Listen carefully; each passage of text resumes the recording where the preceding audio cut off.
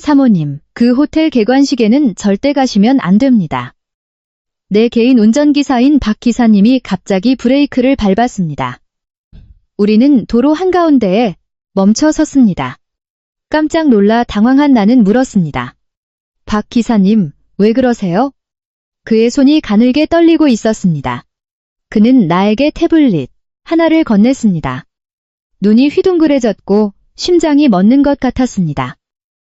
그곳에는 영상이 하나 있었습니다. 맙소사, 거기서 나는 모든 것을 알게 되었습니다.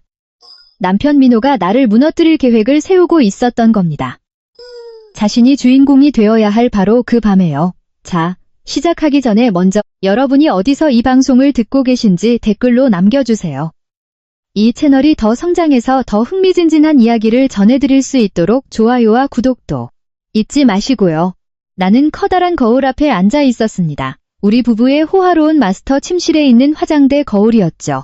거울 속에 비친 여자를 빤히 쳐다보았습니다. 거울 속의 그 여자는 거의 알아볼 수 없을 정도였습니다. 피곤하고 슬퍼 보였고 예전에 빛나던 눈동자는 온데간데 없었습니다. 내 이름은 아름입니다. 오늘 밤은 내 남편 민호에게 그리고 나에게 가장 자랑스러운 순간이어야 했습니다. 그의 최신 5성급 호텔인 그랜드 서울 비스타가 개관하는 날이니까요. 지난 5년 동안 그는 사람들에게 이 모든 것이 자신의 피와 땀, 노력의 결실이라고 떠벌리고 다녔습니다. 하지만 나에게 그 호텔은 단순한 건물이 아니었습니다. 그것은 내 모든 희생의 상징이자 내 비밀이었습니다. 합법적인 서류의 이면에 그가 절대 출처를 알 수 없는 자금 흐름의 밑바탕에 내가 묻혀 있었으니까요. 나는 천천히 머리를 빗고 있었습니다. 머리에 볼륨을 조금 주고 싶었죠. 그때 갑자기 문이 거칠게 열렸습니다.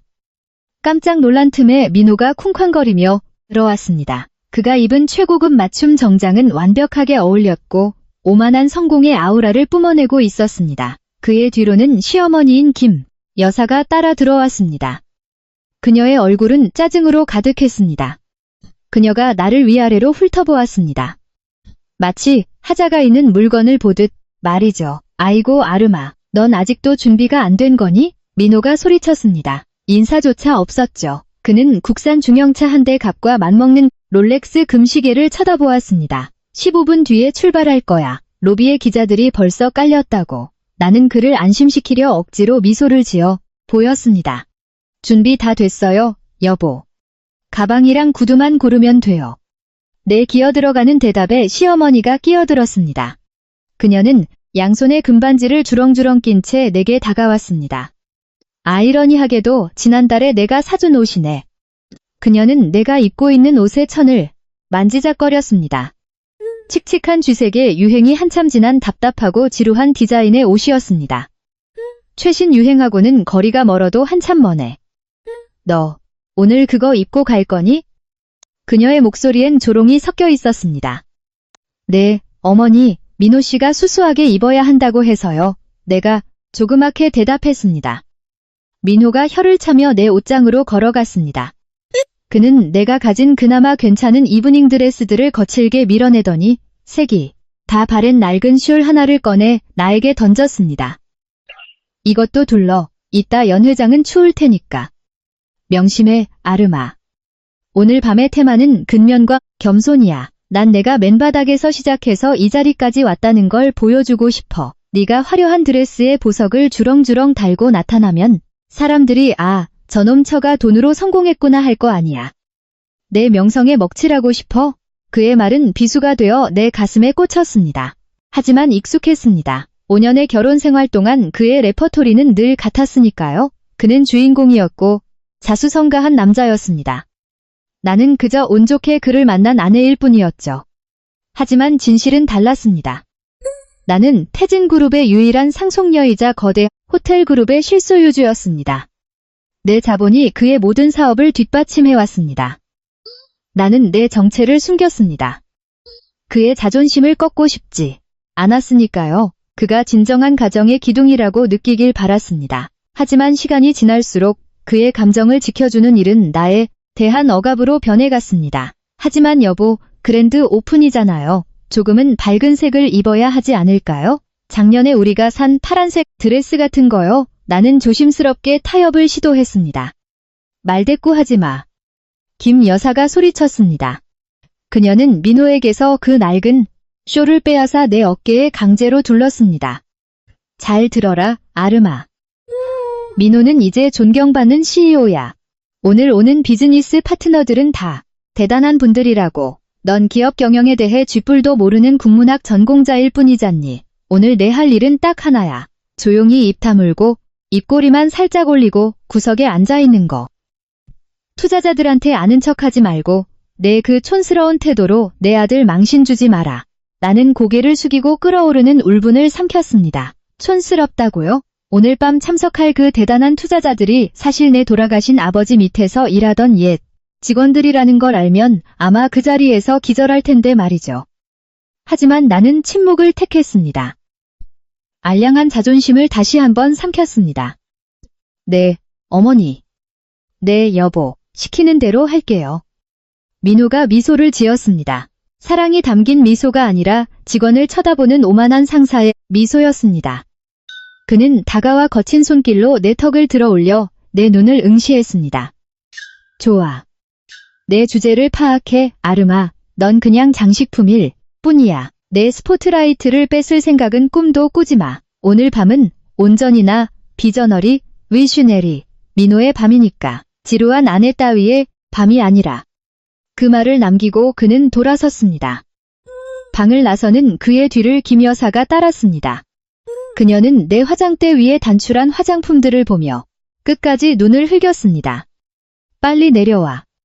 사람 기다리게 하지 말고 김 여사가 문을 쾅 닫으며 명령했습니다. 방 안에는 정막이 흘렀습니다. 다시 거울을 바라보았습니다. 눈물이 떨어질 것 같았지만 꾹 참았습니다. 옅은 화장마저 지워지게 할 순 없었으니까요. 나는 회색 드레스의 거친 천을 만졌습니다. 예전에 아버지의 부동산 프로젝트를 조사할 때 동대문 평화시장에서 샀던 옷이었습니다. 민호는 이 옷을 좋아했습니다. 내가 순종적이고 알뜰해 보인다면서요. 정말 기가 막힌 아이러니입니다. 내 사무실 금고 뒤편에는 민호의 그 알량한 자존심을 수천 번은 사고도 남을 주식 증서, 채권, 부동산 자산이 숨겨져 있는데 말이죠. 하지만 사랑이, 아니, 어쩌면 내 어리석음이 내 눈을 멀게 했습니다. 나는 온전한 가족을 원했습니다. 걸어다니는 ATM 기계가 아니라 아내로서 존중받고 싶었습니다. 그래서 그저 평범하고 소박한 여자 아름을 연기했던 겁니다. 하지만 오늘 밤은 느낌이 달랐습니다. 알 수 없는 불안감이 맴돌았습니다. 민호와 시어머니는 최근 들어 더욱 차갑고 요구하는 게 많아졌습니다. 내가 방에 들어갈 때면 수군거리는 일이 잦았고 민호는 호텔 회의를 핑계로 늦게 귀가하는 날이 늘었습니다. 나는 낡아 빠진 작은 핸드백을 집어들고 휴대폰을 넣었습니다. 심호흡을 하며 남은 인내심을 긁어모았습니다. 딱 하룻밤만 참자, 아르마. 스스로에게 속삭였습니다. 우리 가족을 위해 일단 민호가 빛나게 두자. 이 호텔이 성공적으로 오픈하면 그도 좀 진정하겠지. 예전에 다정했던 민호로 돌아올지도 몰라. 나는 방을 나와 대리석 계단을 따라 거실로 내려갔습니다. 거실에서는 민호가 누군가와 통화 중이었습니다. 목소리를 낮추고 있었지만 나를 보자마자 다급히 전화를 끊었습니다. 그의 표정은 긴장하면서도 들떠 보였습니다.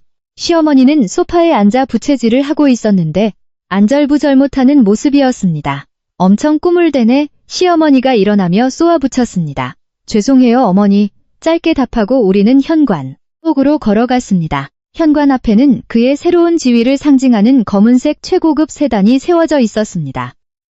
깔끔한 정장 차림의 젊은 새 운전기사가 뒷좌석 문을 열고 대기 중이었습니다. 내가 먼저 타고 민호가 뒤따라 타려던 참이었습니다. 그런데 민호가 내 어깨를 잡아당기며 걸음을 멈춰 세웠습니다. 나는 영문을 몰라 그를 쳐다보았습니다.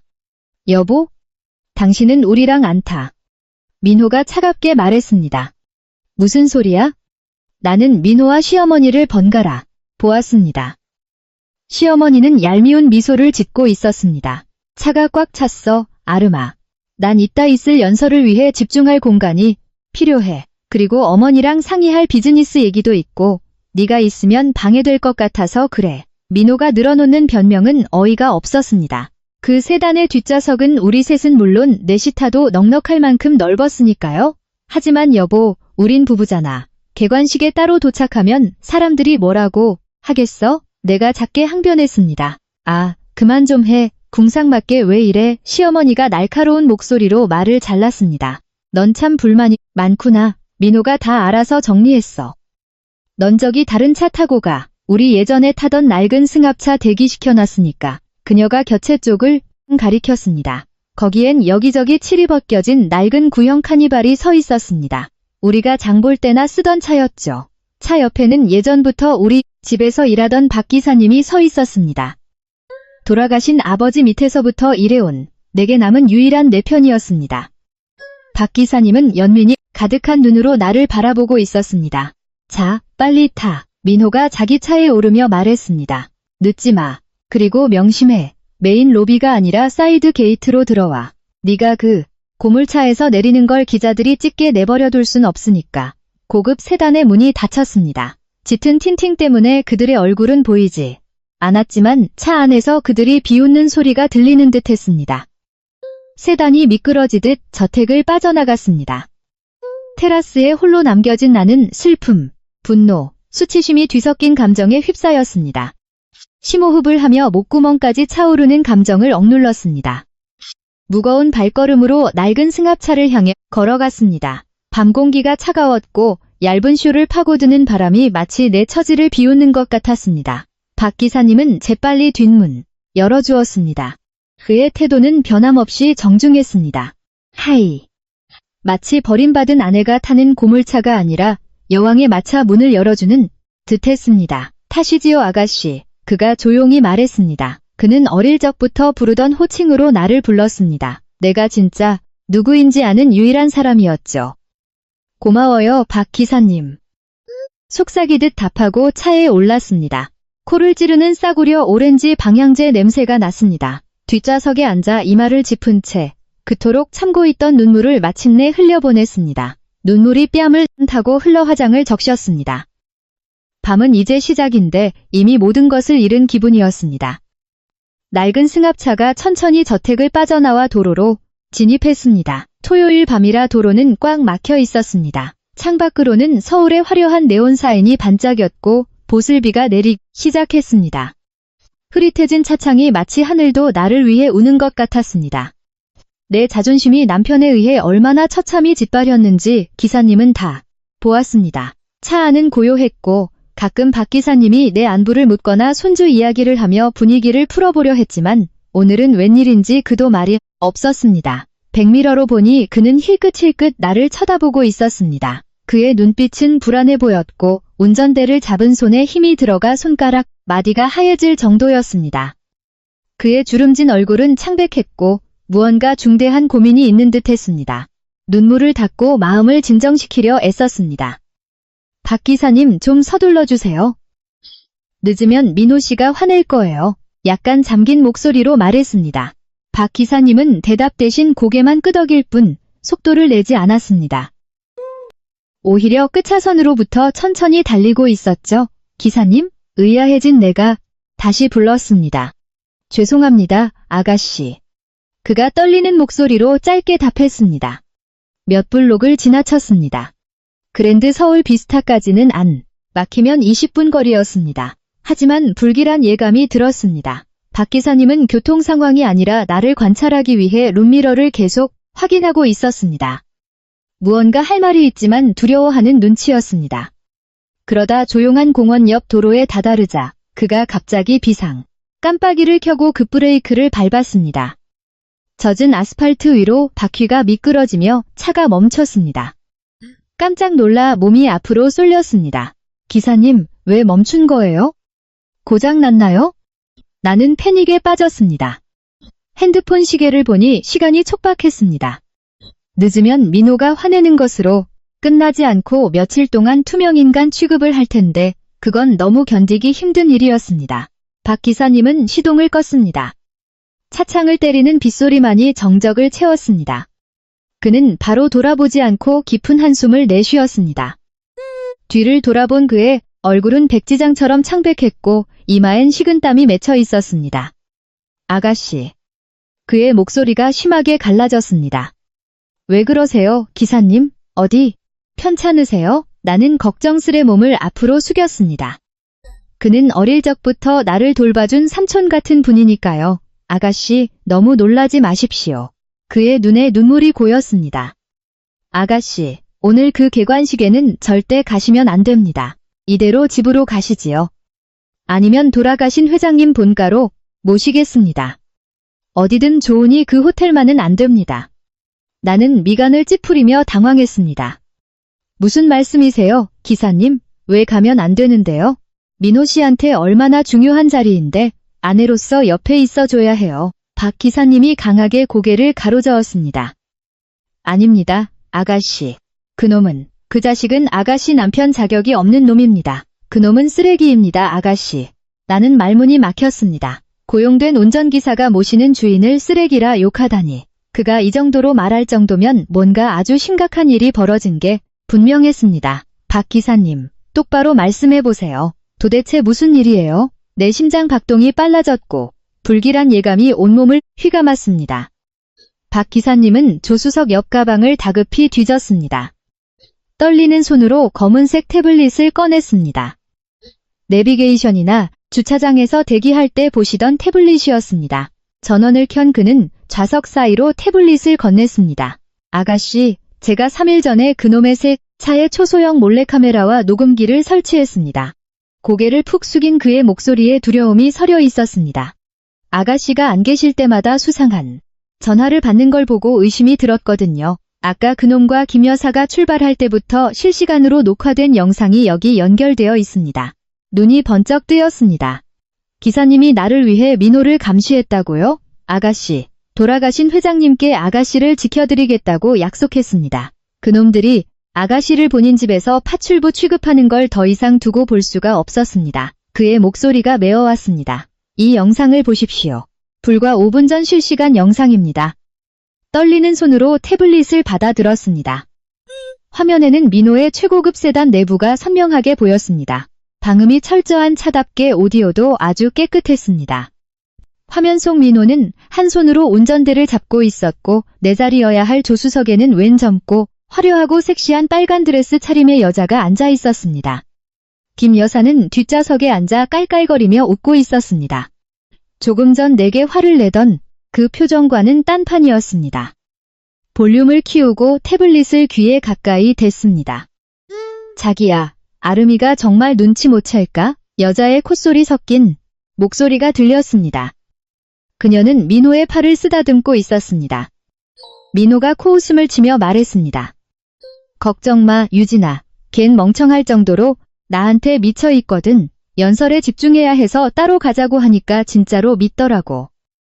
사실 내 새 차 시트에 그 싸구려 낡은 옷이 닿는 게 역겨워서 그랬던 건데 가슴이 턱 막히고 거대한 바위가 짓누르는 것 같았습니다. 유진? 도대체 유진이 누구야? 그때 뒷좌석에서 김 여사의 목소리가 들렸습니다. 아유, 유진아, 걔를 따로 태운 건 신의 한 수였어. 그 지긋지긋한 청승맞은 얼굴 이제 안 봐도 되니 살 것 같다. 참, 민호야. 서류는 다 준비됐니? 네, 어머니. 민호가 대답했습니다. 이따 개관식 테이프 끊기 전에 걔를 무대 위로 부를 거예요. 사람들한테는 사회공헌재단 설립 서류라고 포장할 겁니다. 하지만 진짜 내용은 그 여자가 가진 남은 개인 자산과 우리가 지금 살고 있는 그 장인어른 명예, 저택을 제 앞으로 양도한다는 계약서죠. 오호호, 내 아들이지만 정말 천재라니까. 김 여사가 감탄했습니다. 그 기집애가 서명만 하면 오늘 밤으로 당장 내쫓아버리자. 난 하루빨리 우리 유진이를 며느리로 드리고 싶어. 유진이가 훨씬 똑똑하고 세련되고 너한테 딱 맞지. 유진이라는 여자가 교태를 부리며 웃었습니다. 어머님도 참 너무 매정하신 거 아니에요? 아름씨 불쌍하잖아요. 길거리에 나은 게 생겼는데. 호호호. 글쎄, 누가 오늘 밤 그따위로 촌스럽게 입고 오라던가? 민호의 목소리는 얼음장처럼 차가웠습니다. 소름이 끼쳤습니다. 오늘부로 성격 차이로 이혼할 거야. 아까 그 서류에 서명하는 순간 그 여잔 단돈 10원도 없이 맨몸으로 쫓겨나는 거지. 걔가 그동안 뒤로 찔러준 투자금들 전부 내 것이 되는 거고 혼전 계약서 같은 것도 없으니 재산은 다 섞인 상태잖아. 드디어 유진이 소리쳤습니다. 그랜드 서울 비스타가 우리 결혼 선물이 되는 거네. 당연하지 자기야. 이 호텔도 아름이의 모든 재산도 다 우리 것이 될 거야. 달콤한 목소리로 민호가 답했습니다. 무대에서 내려오자마자 뒷문으로 쫓아낼 거야. 그 무대는 온전히 우리 차지가 되는 거지. 밤새도록 파티를 즐기자고. 더 이상 영상을 볼 수 없었습니다. 태블릿 화면을 끄고 무릎 위에 올려두었습니다. 세상이 무너져 내리는 것 같았습니다. 하지만 슬픔 때문이 아니었습니다. 눈물은 금세 말랐고 그 자리를 걷잡을 수 없는 분노의 불길이 채웠습니다. 5년 동안 나는 침묵했고 양보했고 숨어 살았습니다. 남편이 자신이 진정한 사자 라이언다고 느끼게 해주려고 나는 스스로 순한 양이 되었습니다. 하지만 내가 기른 건 사자가 아니라 독을 품은 뱀이자 승냥이 떼였습니다. 민호는 단순히 불륜을 저지른 게 아니었습니다. 시어머니와 공모해 내 모든 것을 빼앗고 나를 버리려 했습니다. 그들은 내 선의를 비웃고 나의 헌신을 멍청함으로 취급했습니다. 창문에 비친 내 얼굴을 쳐다보았습니다. 눈물 자국은 말라 있었고 슬픔에 잠겨있던 표정은 사라졌습니다. 턱관절에 힘이 들어갔고 흐리멍덩했던 눈빛은 차갑고 날카롭게 빛나기 시작했습니다. 아가씨, 박 기사님이 뒤를 돌아보며 겁먹은 목소리로 불렀습니다. 집으로 모시겠습니다. 아니요 기사님. 내가 말을 끊었습니다. 내 목소리는 완전히 달라져 있었습니다. 더 낮고 묵직하며 망설임이 없었습니다. 무슨 말씀이신지 박 기사님이 당황했습니다. 나는 고개를 들어 룸미러를 통해 그의 눈을 똑바로 쳐다보았습니다. 집으로 안 가요. 이 호텔에도 이 꼴로는 안 가고요. 나는 핸드폰을 꺼내 오랫동안 누르지 않았던 번호를 다급히 눌렀습니다. 돌아가신 아버지의 오른팔이자 태진그룹의 법무 및 보안 총괄인 이 변호사의 번호였습니다. 내가 잠시 뒤로 물러나 지켜보라고 지시했던 바로 그 사람이었습니다. 여보세요, 이 변호사님. 그가 전화를 받자마자 내가 말했습니다. 아름 아가씨, 이 밤중에 무슨 일이십니까? 무슨 문제라도. 그의 목소리는 놀란 듯 했지만 즉시 경계태세를 갖췄습니다. 당장 재무, 감사팀, 법무팀, 그리고 보안팀 전원 소집하세요. 지금 당장 그랜드 서울 비스타로 1시간 안에 전원 집결시키세요. 내 지분 증명서 원본과 민호에게 흘러간 자금 추적 자료 전부 챙기고요. 그리고 연 회장 메인 프로젝터에 띄울 깜짝 선물도 준비해주세요. 수화기 너머로 잠시 정적이 흐르더니 이내 그의 목소리에 활기가 돌았습니다. 드디어 그 명령을 내려주시는군요. 알겠습니다, 회장님. 즉시 작전 개시하겠습니다. 추가 지시 사항 있으십니까? 네, 메인 투자자인 최 회장님께 연락하세요. 그랜드 서울 비스타의 진짜 주인이 오늘 밤 행차하시니 누구 앞에 무릎을 꿇어야 할지 똑똑히 확인하러 오시라고 전하세요. 전화를 끊고 박 기사님을 보았습니다. 그는 우리의 통화를 듣고 입을 떡 벌리고 있었습니다. 박 기사님. 네, 아가씨. 지금 당장 차 돌리세요. 어디로 모실까요, 아가씨? 나는 옅게 미소 지었습니다. 지난 5년간 단 한 번도 지어본 적 없는 차가운 미소였습니다. 어머니의 단골 부티크 벨벳 레인으로 가세요. 전투복이 필요하니까요. 순종적인 아내 아름은 이 낡은 차 안에서 방금 죽었습니다. 오늘 밤 그들은 진짜 여왕을 만나게 될 겁니다. 룸미러로 나를 보던 박 기사님의 얼굴에 천천히 미소가 번졌습니다. 두려움은 사라지고 전의가 불타오르고 있었습니다. 그가 기운차게 엔진을 밟았습니다. 네, 회장님 모시겠습니다. 낡은 승합차가 빗물을 거칠게 가르며 공격적으로 유턴했습니다. 나는 더 이상 상처받은 아내가 아니었습니다. 복수를 준비하는 통치자였습니다. 게임은 이제 시작이야. 강민호, 넌 절대 상상도 못할 테지. 부티크로 가는 길은 마치 타임워프를 하는 것 같았습니다. 낡은 카니발 안에서 나는 더 이상 승객이 아니라 움직이는 벙커 안에서 전쟁을 지휘하는 장군이었습니다. 빗줄기가 굵어졌지만 내 머릿속의 폭풍이 훨씬 더 거셌습니다. 나는 다시 태블릿을 켰습니다. 부서진 마음으로 듣는 게 아니라 분석가로서 그들의 대화를 들었습니다. 그들이 스스로 파놓은 무덤이 얼마나 깊은지 디테일을 알아야 했으니까요. 녹음은 계속되고 있었습니다. 민호와 유진은 이미 승리한 듯 샴페인을 터뜨리는 분위기였습니다. 자기야, 근데 아름씨가 서류를 읽어보면 어떡해?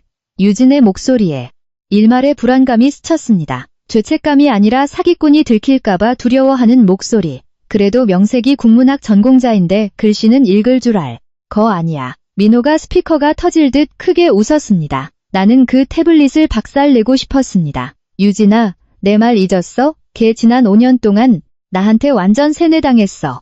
내가 무슨 서류를 들이밀든 묻지도 따지지도 않고 사인한다고. 좋은 아내는 남편한테 순종해야 한다고 믿는 멍청이니까. 사업은 남자의 영역이라고 철저히 길들여놨지. 게다가 김 여사가 거만한 투로 거들었습니다. 그 서류 두께가 얼만데? 40페이지. 중간쯤에 자산양도 조항을 살짝 끼워 넣었다며 가짜 재단 설립의 복잡한 조항들 사이에 숨겨놨는데 누가 그걸 다 읽니? 게다가 수백 명 앞. 무대 위에서 조명까지 받으면 당황해서 빨리 끝내고 싶어 할걸. 나는 주먹을 꽉 쥐었습니다. 손톱이 손바닥을 파고들었습니다. 나를 이렇게까지 얕보고 있었다니. 그들은 내 인내심을 백치미로 착각하고 있었습니다. 그들은 몰랐습니다. 내가 사인했던 모든 서류들은 우리 아버지의 법무팀이 철저히 검토한 후 내 개인 아카이브에 보관되어 왔다는 사실을. 예전 서류들은 그가 얼마나 경영 능력이 있는지 테스트해보기 위해 결제해준 정상적인 운영 서류였을 뿐입니다. 하지만 지금 이것은 쿠데타입니다. 그런데 민호야, 최 회장님은 어쩌고? 김 여사가 다시 물었습니다. 우리 메인 투자자이시잖니. 아름이 앱이랑 각별한 사이셨는데 우리가 아름이를 내쫓으면 의심하지 않으실까? 민호가 혀를 찼습니다. 어머니, 최 회장님은 비즈니스맨입니다. 이익에만 관심 있지 고아 나부랭이한테 동정심 가질 분이 아니에요. 내 경영하에 호텔이 흑자만 내면 내가 누구랑 살든 신경 안 쓰실 겁니다. 게다가 이따 브리핑할 완벽한 가짜 재무제표까지 준비해뒀으니 꼼짝 못하실걸요. 완벽한 재무제표라. 나는 입꼬리를 올려 쓴웃음을 지었습니다. 그 보고서 100% 조작된 거겠지. 민호는 최 회장이 아버지가 지정한 비밀 신탁관리인이라는 사실을 꿈에도 몰랐습니다. 한 최 회장은 내 자금이 단 1원까지 어디로 흘러가는지 정확히 알고 있는 분입니다. 그가 침묵했던 건 오직 민호가 스스로 배우게 두라는 내 지시 때문이었습니다. 민호 따위가 조작된 그래프 몇 장으로 늙은 사자 같은 최 회장을 속일 수 있다고 믿다니 가소로웠습니다. 서명 끝나면 유진이 흥분한 목소리로 말했습니다. 우리 약혼 발표도 하는 거지? 내 친구들한테 그 비싼 다이아몬드 반지 자랑하고 싶어 미치겠어. 누가 진짜 강민호 사모님인지 똑똑히 보여줄 거야. 그럼 당연하지. 민호의 역겨운 목소리가 이어졌습니다. 걔 무대에서 내려가자마자 바로 뒷문으로 던져버릴 거야. 나는 태블릿을 껐습니다. 정보는 차고 넘쳤습니다. 그들의 계획은 내 옷차림을 망신주고 대중 앞에서 내 자산을 가로채고 나를 버린 뒤 유진을 새 파트너로 선언하는 것이었습니다. 아주 치밀하고 비열하지만 멍청한 계획이었습니다. 그들은 가장 중요한 자금의 출처를 잊고 있었습니다. 이 호텔이 민호의 천재성으로 지어졌다고 착각하다니.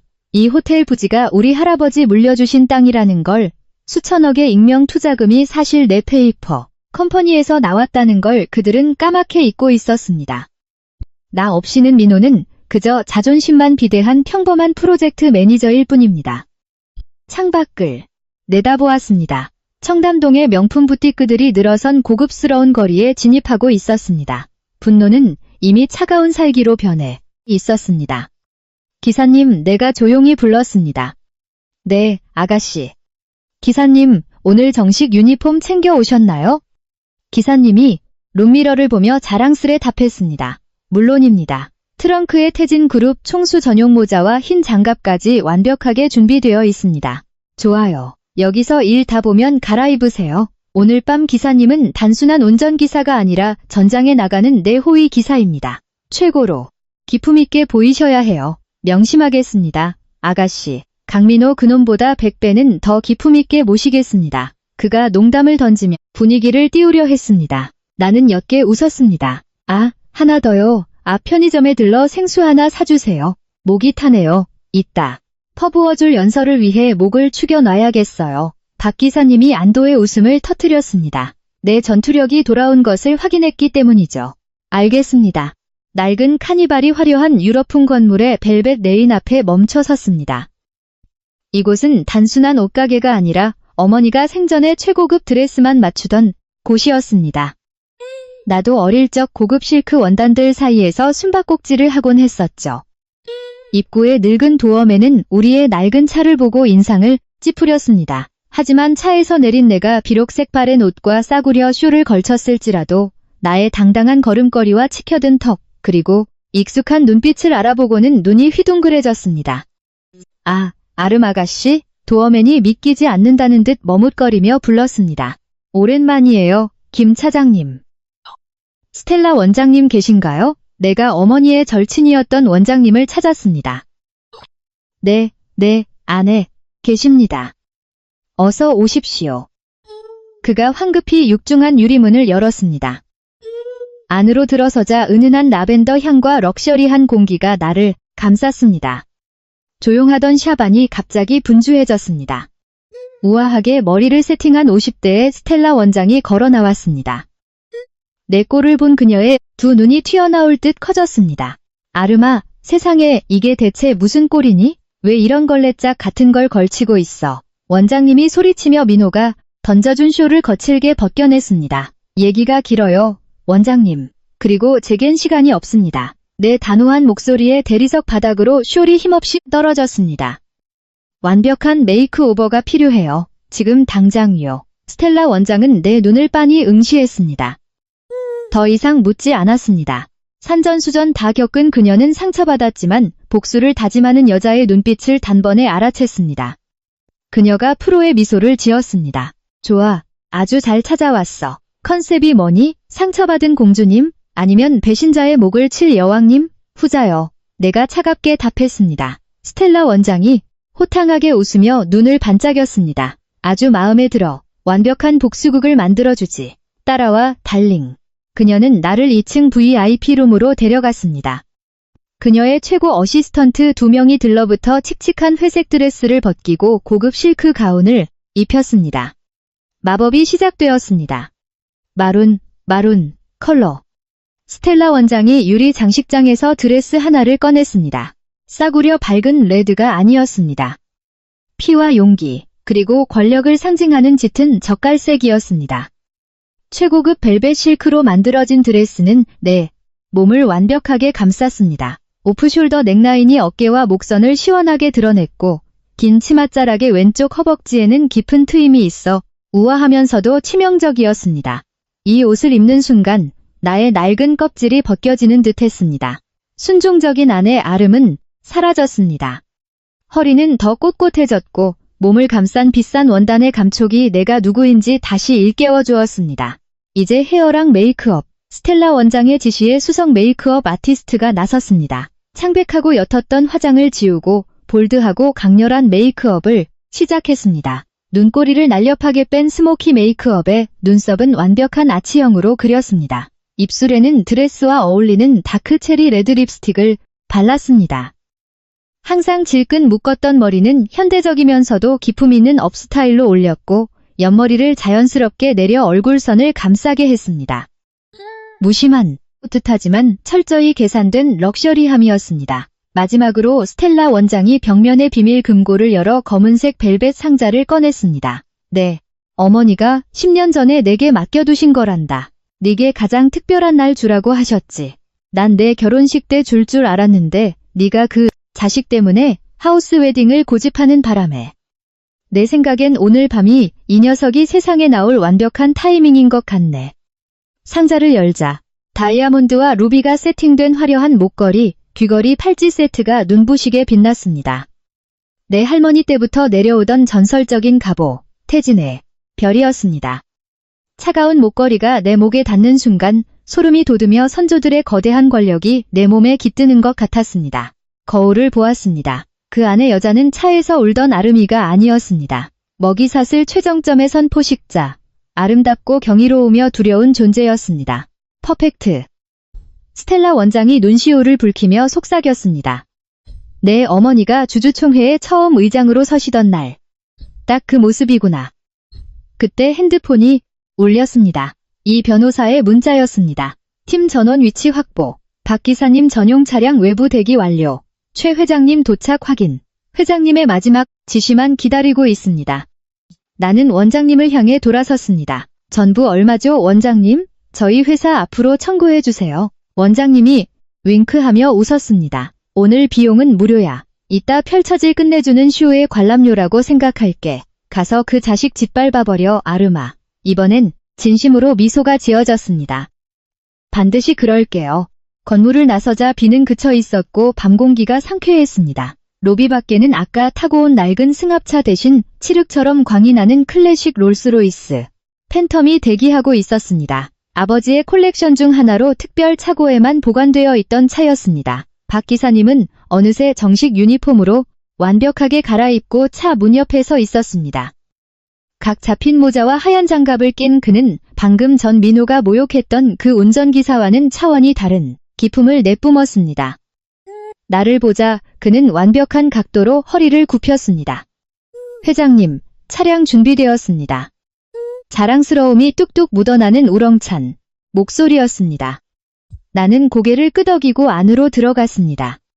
내부의 정적과 천연 가죽, 마호가니 나무의 향기가 아까의 싸구려 방향제 냄새를 완전히 지워버렸습니다. 사이드 게이트 말고 메인 로비 레드카펫 정중앙으로 가세요. 필요하면 경적도 올리시고요. 내가 차분하게 명령했습니다. 명심하겠습니다. 회장님, 앞에 있는 저 벤츠 따위 이 유령 판텀을 보면 알아서 비킬 겁니다. 기사님이 호탕하게 웃었습니다. 그의 말이 맞았습니다. 보닛 위에 환희의 여신상, 스피릿 오브 이스 스타일을 달고 있는 롤스로이스의 육중한 앞코가 레드카펫으로 진입하자 발렛 요원들과 경호원들이 혼비백산했습니다. 렌트카가 아니라 진짜 구 권력을 상징하는 번호판임을 그들이 모를 리 없었으니까요. 경호원들이 다급히 트래픽콘을 치우고 메인 계단 바로 앞 VIP 차선을 확보했습니다. 플래시를 터뜨리며 민호와 유진을 찍고 있던 기자들의 렌즈가 일제히 우리 차를 향했습니다. 저 차 누구 차야? 저 클래식 모델은 한국에 몇 대 없는데? 해외 거물, 투자자인가? 아니면 정계 고위직? 민호 역시 자신에게 쏠려있던 플래시 세례가 멈추자 불쾌한 듯 고개를 돌렸습니다. 그가 미간을 찌푸리며 자신의 스포트라이트를 훔친 불청객이 누구인지 확인하려 애썼습니다. 김 여사와 유진도 수군거리며 까치발을 들었습니다. 차량이 레드카펫 정중앙에 미끄러지듯 멈췄습니다. 로비가 쥐죽은 듯 조용해졌고 모두가 숨을 죽였습니다. 완벽한 제복 차림의 박 기사님이 위풍당당하게 걸어나와 뒷문 앞에 섰습니다. 그가 정중하게 허리를 숙이고 문의 손잡이를 극적으로 당겼습니다. 문이 열리고 가장 먼저 카메라에 잡힌 건 스와로브스키 크리스탈이 밝힌 나의 화려한 스틸레토 힐이었습니다. 레드카펫을 밟고 천천히 몸을 내밀었습니다.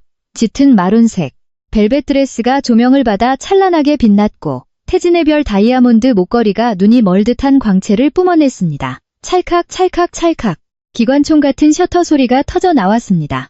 하세상에 저 사람 누구야? 외국 배우인가? 아니, 얼굴이 낯익은데 나는 바로 걷지 않고 약 3초간 서서 그들이 내 모습을 온전히 담게 두었습니다. 그리고 고개를 들어 정면에 민호와 눈을 맞췄습니다. 계단 위에서 민호는 얼굴이 백지장처럼 질린 채 얼어붙어 있었습니다. 입은 떡 벌어졌고 눈동자는 마치 유령을 본 듯 흔들렸습니다. 내가 입은 드레스를 알아봤을까요? 아니, 내 얼굴은 분명히 알아봤을 테지만 이 눈부신 여자가 아까 자신이 고물차에 밀어넣었던 그 촌스러운 아내 아름이라는 사실을 그의 뇌가 거부하고 있는 게 분명했습니다. 유진은 가슴을 부여잡고 쓰러질 듯 비틀거렸고 자신보다 훨씬 비싸고 기품 있는 옷을 입은 여자의 등장에 분노한 기색이 역력했습니다. 나는 역게 그러나 치명적인 경고를 담아 미소 지었습니다. 그리고 박 기사님의 에스코트를 받으며 모세의 기적처럼 갈라진 기자들 사이를 지나 계단을 오르기 시작했습니다. 성함이 어떻게 되십니까? 그랜드 서울 비스타와 어떤 관계이신가요? 기자들이 마이크를 들이댔지만 나는 대답하지 않았습니다. 내 시선은 오직 민호에게 고정되어 있었습니다. 민호 일행과 불과 1m 거리에 섰을 때 민호의 진한 향수와 유진의 싸구려 향수 냄새가 섞여 역겹게 다가왔습니다. 하지만 나는 활짝 웃었습니다. 여보, 안녕? 내 달콤하고도 또렷한 목소리가 기자들에게까지 들렸습니다. 당신이 준비해준 그 특별한 차가 타이어에 펑크가 났더라고요. 그래서 어쩔 수 없이 우리 아버지의 옛날 차를 끌고 왔어. 미안해, 좀 늦었지? 민호의 관자놀이에 식은땀이 흘러내렸습니다. 아름아, 너 도대체 이게 무슨... 왜 이러고 왔어? 저 차는 또 뭐야? 그가 공포와 분노에 떨리는 목소리로 속삭였습니다. 이게 무슨 미친 짓이야. 넌 어디서 렌트했어? 내가 그렇게 검소하게 입고 오라고 했는데 날 망신 줄 작정이야? 나는 가볍게 코웃음을 쳤습니다. 고급스럽게 돈을 쓴 거지. 오늘 밤 테마가 성공이라며? 성공한 내 대단한 남편 격에 맞추려 노력한 것뿐인데 맘에 안 들어? 김 여사가 다가와 거칠고 날카로운 손톱으로 내 팔을 꽉 잡았습니다. 이 썩을 년이 어디서 고급 콜걸처럼 차려입고 여기 나타나? 뒷문으로 기어 들어오라고 했지. 당장 꺼지지 못해? 그녀가 도끼를 품고 속삭였습니다. 나는 김 여사의 손을 부드럽지만 아주 강하게 쳐냈습니다. 내 서늘한 눈빛에 그녀는 흠칫 놀라 뒷걸음질 쳤습니다. 어머니, 채통 좀 지키세요. 여기 카메라가 몇 대인데. 내일 소셜 잡지 일면에 시어머니가 레드카펫에서 며느리 쥐어뜯다로 대서특필되고 싶으세요? 소외감을 느낀 유진이 끼어들었습니다. 자기야, 사모님이 자기 말하고는 완전 딴판이시네. 입 닥쳐. 민호가 패닉 상태로 소리쳤습니다. 그때 사회자가 다가왔습니다. 대표님, 생방송 시작합니다. 연설을 위해 연회장으로 들어가셔야 합니다. 민호가 심호흡을 하며 간신히 이성을 찾으려 애썼습니다. 그는 살기 어린 눈으로 나를 노려보았습니다. 우리 얘기 아직 안 끝났어, 한아름. 얌전히 따라 들어와서 쓸데없는 짓 하지 마. 계획 명심해. 무대 올라와서 재단 서류 그 빨간색 표시된 곳에 서명만 하고 바로 내려와. 그리고 주방 뒷문으로 당장 사라져버려. 오늘 밤 내 눈에 띄지 마. 민호는 신경질적으로 돌아서서 유진의 손을 낚아채고 로비로 향했습니다. 김 여사도 나를 죽일 듯 노려보며 뒤따랐습니다. 옷매무새를 다듬는데 등 뒤에서 박 기사님이 속삭였습니다. 저들 스스로 덫에 걸어 들어갔군요, 회장님. 갑시다. 기사님, 이제 메인쇼를 시작할 시간입니다. 그랜드 서울 비스타의 메인 연회장은 그야말로 화려함의 극치였습니다. 높은 천장에는 거대한 크리스탈 샹들리에가 빛났고 이태리산 수입 대리석이 벽면을 장식했습니다. 원탁에 앉은 수백 명의 정재계 인사들, 셀럽들, 비즈니스 파트너들로 시끌벅적했습니다. 하지만 민호가 무대에 오르자 장내가 조용해지고 스포트라이트가 그를 비쳤습니다. 거대한 LED 스크린에는 강민호, 설립자 겸 CEO라는 글자가 선명하게 떠올랐습니다. 민호는 자신감 넘치는 태도로 가증스러운 연설을 시작했습니다. 그가 어떻게 무일푼으로 시작해 피와 땀으로 이 모든 비전을 실현했는지 꾸며낸 이야기였죠. 무대 한쪽 어두운 곳에선 나는 그 거짓말들을 들으며 구역질이 났습니다. 한 남자의 성공 뒤에는 항상 그를 내조하는 아내가 있습니다.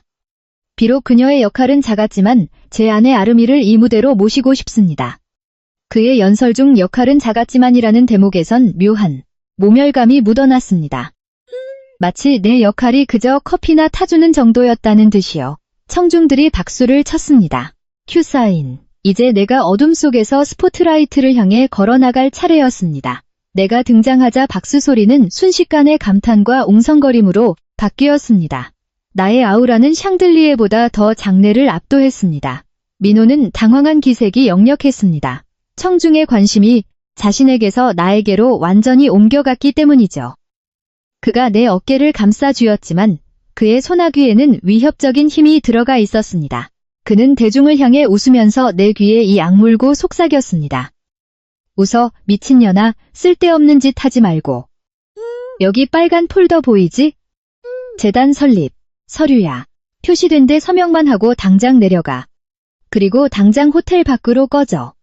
투명한 아크릴 포디움 위에는 빨간색 가죽 폴더가 펼쳐져 있었고 그 옆에 최고급 금장 만년필이 놓여 있었습니다. 민호가 서류를 내게 밀어주며 마이크에 대고 말했습니다. 여러분, 감사의 표시로 제 아내가 저희 호텔의 사회공헌 재단 설립 헌장에 서명할 것입니다. 카메라가 줌인하며 내 얼굴과 서류를 대형 스크린에 띄웠습니다. 나는 만년필을 집어들었습니다. 손떨림 하나 없이 완벽하게 평온했습니다. 민호를 향해 치명적일 만큼 달콤한 미소를 지어 보였습니다. 그리고 고개를 숙여 서류를 보았습니다. 예상대로 그것은 자선재단 서류가 아니었습니다. 권리 포기 및 자산 양도 계약서였습니다. 민호의 꼼수는 교활했습니다. 제목은 모호하게 적혀 있었지만 조항은 분명했습니다. 내가 소유한 지분의 과반수와 호텔 부지를 강민호 개인에게 기부 형식으로 영원에 양도한다는 내용이었습니다. 만약 예전에 나였다면 읽어보지도 않고 사인했겠지만 오늘 밤은 달랐습니다. 나는 서명하는 대신 여유롭게 페이지를 넘기기 시작했습니다. 무언가를 꼼꼼히 읽는 내 모습에 민호의 눈동자가 흔들렸습니다. 뭐 하는 거야? 빨리 사인이나 해. 그가 초조하게 속삭였습니다. 나는 그를 무시하고 생방송으로 수백 명의 눈이 지켜보는 가운데 만년필을 꽉 쥐었습니다. 그리고 촥 만년필로 자산양도 조항들을 X자로 그어버렸습니다. 수혜자로 적힌 강민호의 이름에도 두 줄을 그었고 내 권리를 포기한다는 문단 전체를 통째로 지워버렸습니다. 민호의 눈이 튀어나올 듯 커졌고 얼굴은 분노와 공포로 불그락푸르락해졌습니다.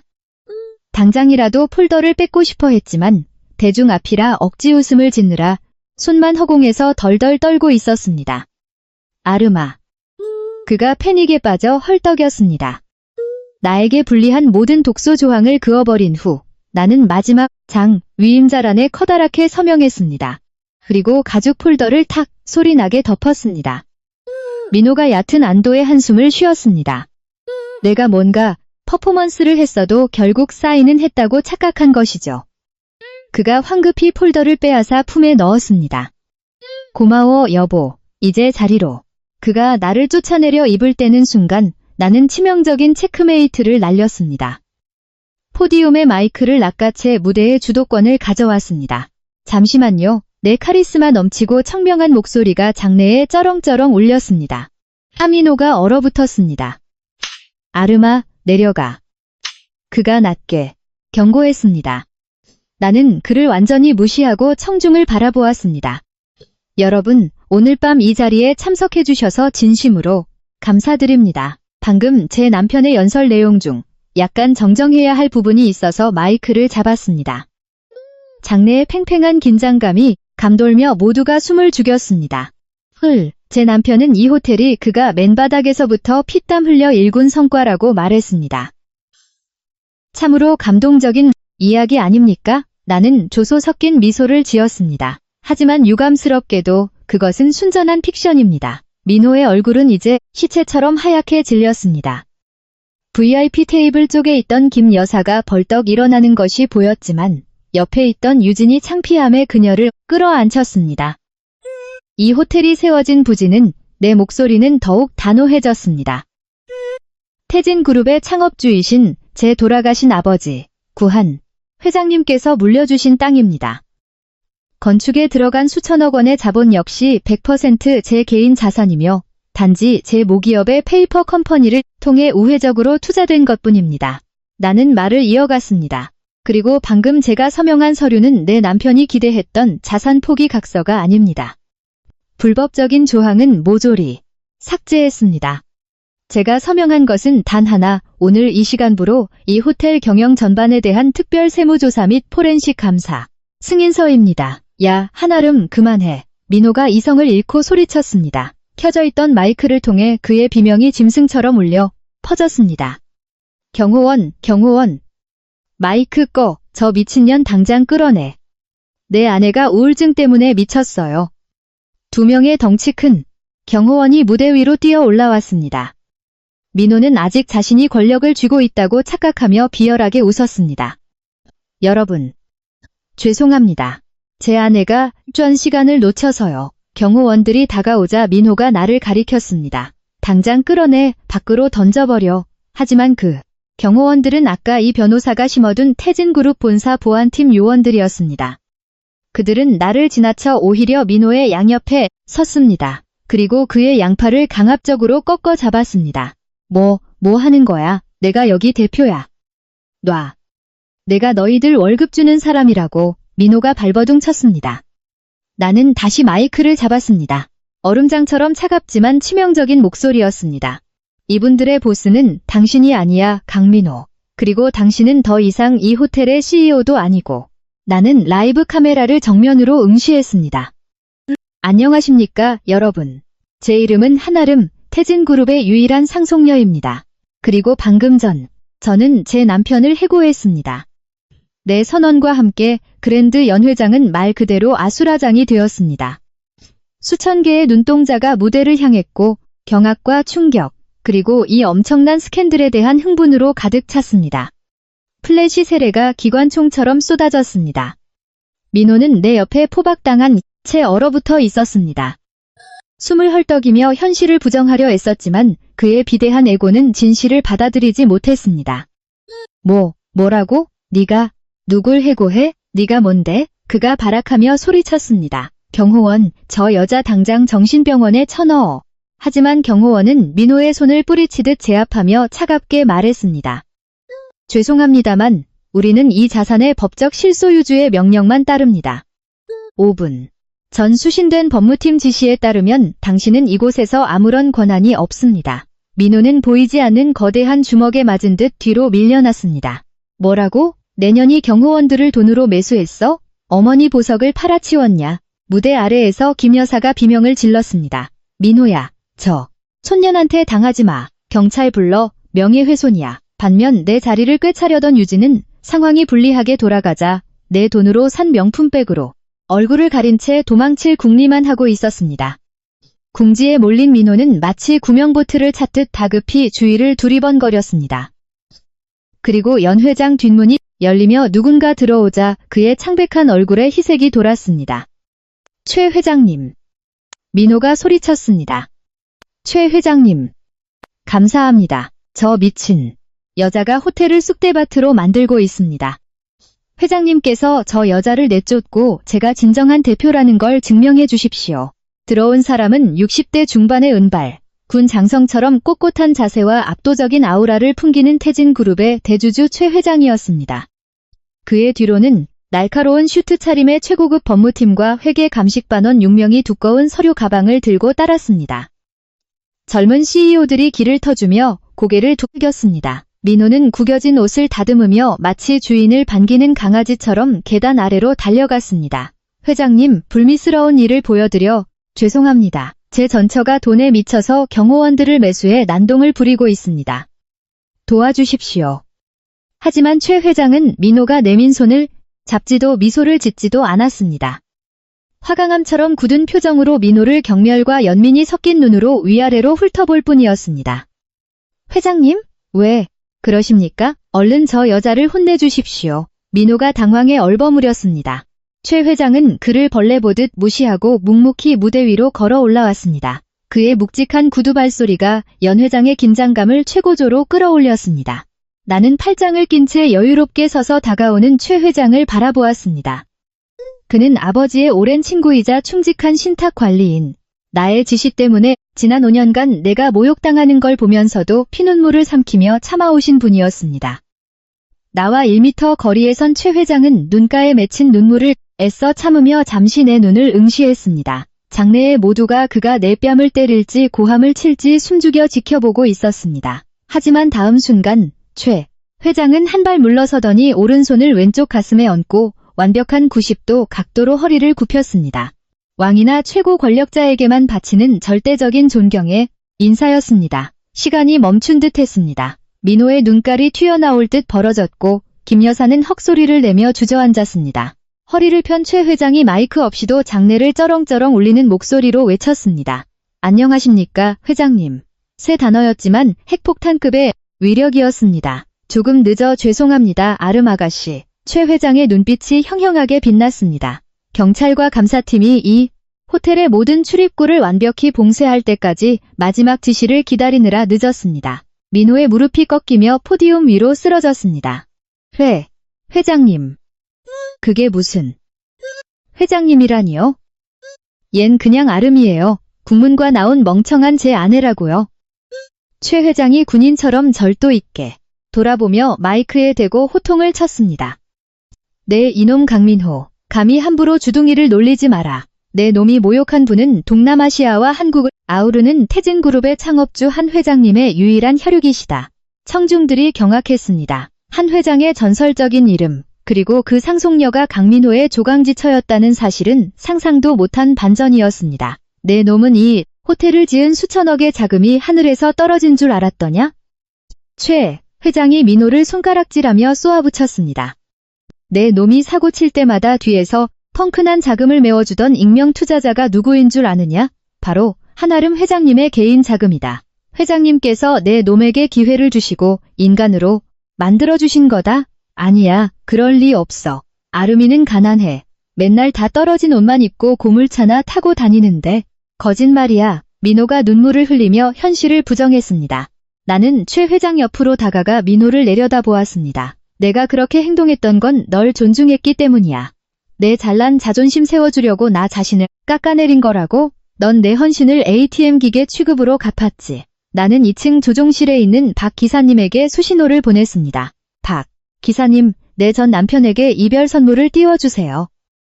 거대한 LED 스크린이 암전되더니 정밀 포렌식 감사 결과가 떴습니다. 붉은색, 글씨로 도배된 수치들. 여러분, 내가 차분히 마이크에 대고 말했습니다. 제 남편은 호텔이 흑자라고 했지만 실제로는 건축 비용을 부풀려 100억 원의 리베이트를 자신의 해외 페이퍼 컴퍼니로 빼돌렸습니다. 그리고 매월 1천만 원씩 인테리어 자문료 명목으로 지급된 돈의 수취인은 화면에 유진의 얼굴과 계좌가 떴습니다. 그의 내연녀, 유진입니다.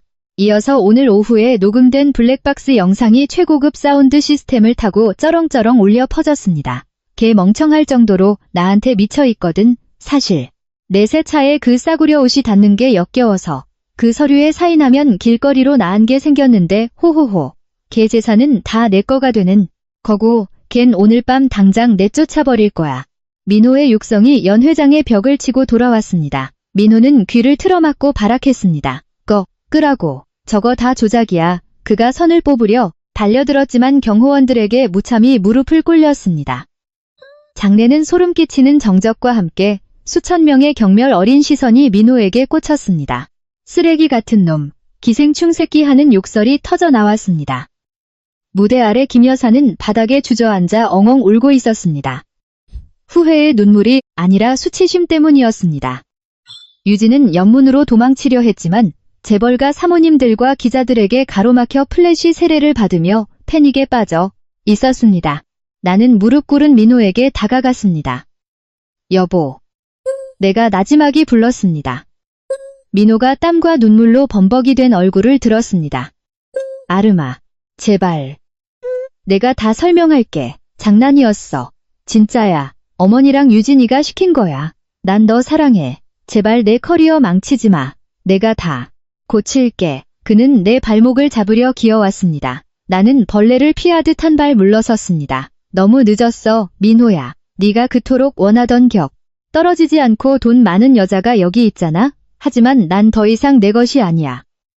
최 회장님, 다음 절차 진행하시죠. 최 회장의 신호의 무대. 연문에서 경찰청 수사대 팀장과 4명의 형사들이 수갑을 덜그럭거리며 걸어 나왔습니다. 뭐야, 경찰이 왜 와? 난 죄 없어. 부부싸움일 뿐이라고. 민호가 어린애처럼 발버둥 쳤습니다. 팀장이 냉혹한 표정으로 체포영장을 들이밀었습니다. 강민호 씨, 태진그룹 법무팀의 고발과 회계감사팀의 증거에 따라 특정 경제범죄 가중처벌법 위반, 업무상 횡령 배임 및 문서 위조 혐의로 체포합니다. 피해액은 자그마치 300억 원입니다. 내 돈이야. 내가 번 돈이라고. 당신은 묵비권을 행사할 수 있고 변호사를 선임할 수 있으며 경찰은 미란다 원칙을 읽으며 민호의 등 뒤로 수갑을 채웠습니다. 횡령한 돈으로 산 롤렉스 금시계. 위에 차가운 쇠고랑이 채워졌습니다. 아름아, 한아름, 나 좀 살려줘. 우리 부부잖아. 검은 머리 팥불이 될 때까지 사랑한다며 끌려 내려가면서도 그는 처절하게 울부짖었습니다. 나는 계단 위에서 서늘한 눈으로 그를 내려다보았습니다. 네가 날 쓰레기처럼 버리려던 순간 그 맹세는 끝났어. 네가 저지른 죄값, 내 내연녀랑 감옥에서 평생 갚길 바랄게. 민호가 끌려 내려가자 바닥에 주저앉아 있던 김 여사가 사력을 다해 나에게 기어왔습니다. 그녀는 내 명품 스틸레토 힐을 끌어안고 콧물과 눈물을 비벼댔습니다.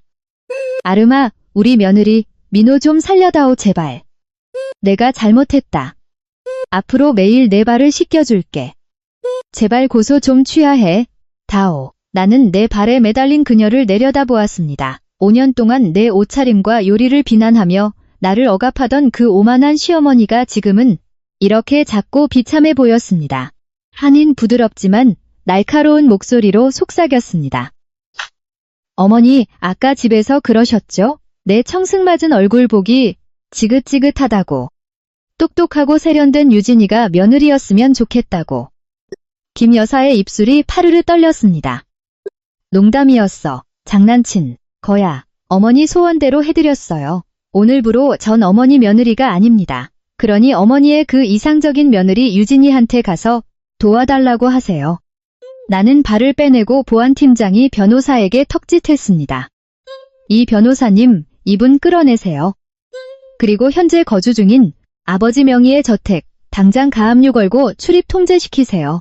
내일까지 짐 빼라고 하시고요. 독한 년, 네가 인간이냐. 시어미를 길바닥에 나앉게 해? 김 여사가 끌려가며 발악했습니다. 내 인간성은 당신들이 내 자존심과 함께 팔아먹었잖아요. 내가 차갑게 쏘아붙였습니다. 연회장 구석에서는 유진이 재벌가 사모님들에게 둘러싸여 있었습니다. 어머, 이 천박한 기집애가 그 상간녀구나? 짝퉁, 에르메스 들고 여기 낄 급이나 돼? 그들의 비웃음에 유진은 고개를 푹 숙이고 울고 있었습니다. 내가 다가가자 모세의 기적처럼 길을 터주었습니다. 안녕하십니까? 한아름 회장님. 사모님들이 앞다투어 정중히 인사를 건넸습니다. 돈과 권력이야말로 최고의 윤활유임을 다시금 깨달았습니다. 나는 유진 앞에 섰습니다. 네가 내 남편, 아니 전 남편을 훔쳐간 여자구나. 넌 감옥에 안 보낼 거야. 그건 너무 쉽거든. 대신 명심해, 유진아. 네가 입고 있는 그 명품, 내 아파트, 내 차 전부 내 돈에서 나간 거야. 내일 아침 우리 법무팀에서 청구서가 갈 테니 3일 안에 변제해. 못하면 너도 강민호 옆방으로 가게 될 테니까. 전 그런 돈 없어요. 제발. 유진이 바들바들 떨었습니다. 그럼 지금부터라도 남의 남편 훔치는 짓 말고 제대로 일해서 돈 버는 법을 배우렴. 나는 발길을 돌려 다시 무대에 섰습니다. 민호도 그의 가족도 사라진 연회장. 개관식 파티는 처형식 파티가 되었습니다. 나는 마지막으로 마이크를 잡았습니다. 여러분, 소란을 피워 죄송합니다. 오늘 개관식 행사는 취소되었습니다. 하지만 보상의 의미로 오늘 준비된 최고급 요리와 와인은 모두 무료로 제공해 드릴 테니 마음껏 즐기시길 바랍니다.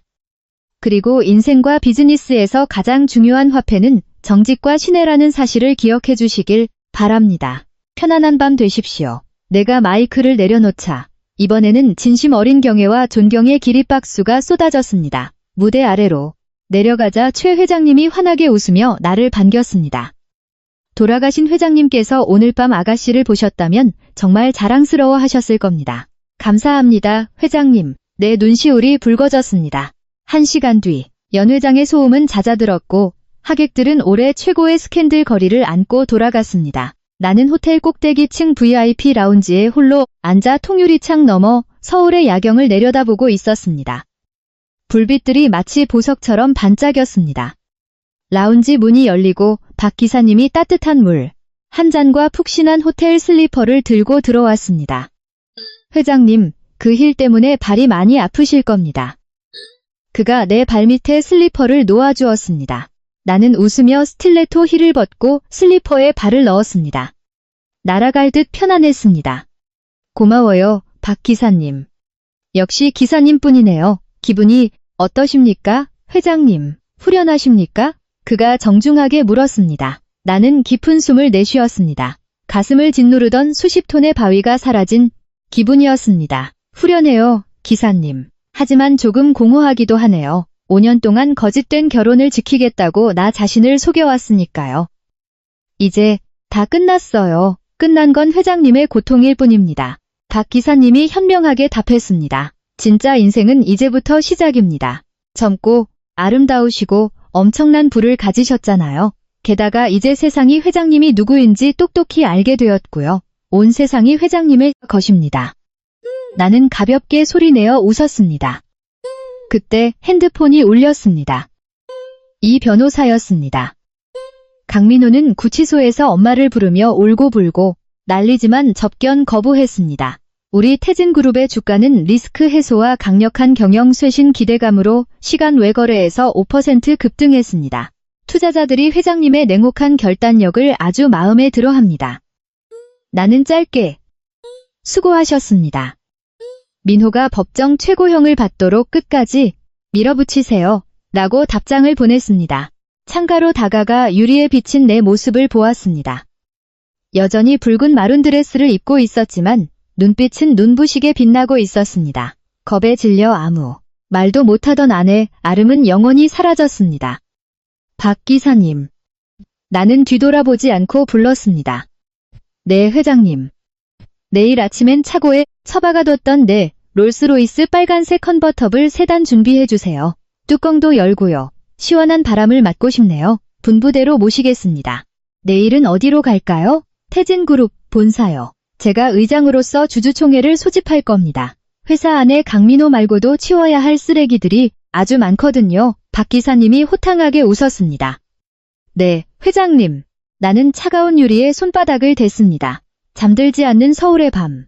멀리서 경찰차 사이렌 소리가 희미하게 들려왔습니다. 또 다른 범죄자를 잡으러 가는 거겠죠.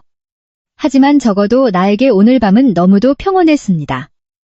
기생충을 뿌리째 뽑아냈고 잡초에 묻혀있던 장미가 마침내 피어났습니다. 가시를 품은 완벽하고 아름다운 장미, 태진그룹의 한아름. 내가 돌아왔습니다. 그리고 이번엔 그 누구 앞에서도 절대 고개를 숙이지 않을 것입니다. 지금까지 제 이야기를 들어주셔서 감사합니다. 여러분은 지금 어디서 이 방송을 듣고 계신가요? 아래 댓글로 여러분의 생각과 느낌을 나눠주세요. 이 통쾌한 복수극이 마음에 드셨다면 채널을 구독하시고 좋아요와 알람 설정을 꾹 눌러주세요. 더 많은 분들이 이 이야기를 들을 수 있게요.